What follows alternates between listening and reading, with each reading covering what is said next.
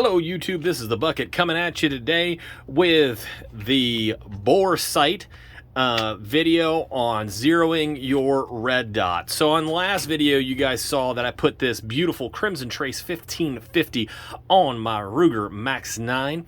I'm going to go ahead and take it out to the range today, and I don't want to be an idiot with my red dot being way off. So I ordered on the Amazon a Boresight, and this thing with 9mm cost me about $17, and it came with the batteries.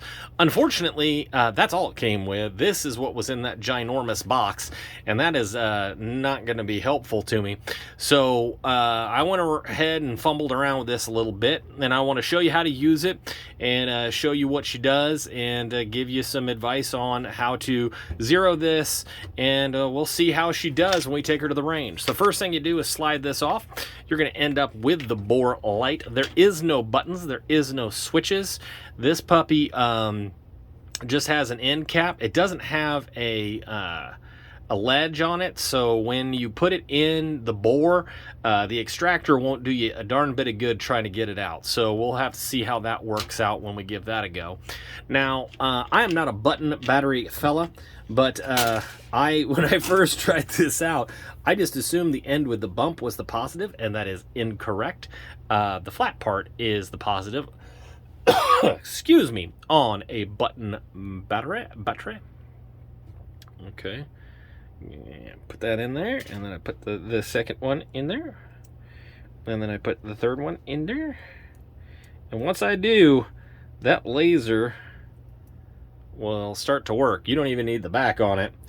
So this is not a affair where you're going to go ahead and leave the batteries in it. You're going to have to take it out every single time. And now you have a cat toy. A cat toy, cat toy, cat toy. All right. So we're going to go ahead and we're going to lock this slide back. Go ahead and put the Boresight in the bore.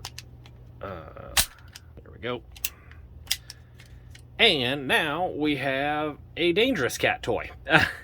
So when we put this on here, you will see the laser is right there, and then you can see the red dot. And with this particular one, I went ahead and I practiced, and I went ahead and zeroed it. But I will explain to you how you do it. So I went ahead and I'm going to put an image up of what it'll probably look like. And I used the red dot from my beautiful dollar bill, y'all, high point. Yes, that is $100 bill grips with a red dot mounted on my C9 high point. And on this particular one, green is an option. So right now you're going to see an image on the screen, and that is going to be what it looks like, where the red dot is the Boresight and the green dot is for the dot. And what you do is you adjust until they meet up and look just like that, which is kind of hard to show on here, which is both of those dots lining up right together. Now, if you need to, if the red dot is not on the Boresight, you can adjust for elevation by using the tool that Crimson Trace gives you. And if you turn it clockwise, it will make the dot go up. If you turn it counterclockwise, it will make the dot go down. For windage adjustment, if you turn it clockwise, well, let's go before I say it and have to re-edit this video. If you want to go left, you go counterclockwise, and if you want to go right, you go clockwise. So in the image that I'm showing you, the dot is to the right, so I would want to go to the left. So I would go ahead and put this tool in, and I would turn it counterclockwise to get it lined up, and you just keep checking it. until both of the dots are lined up.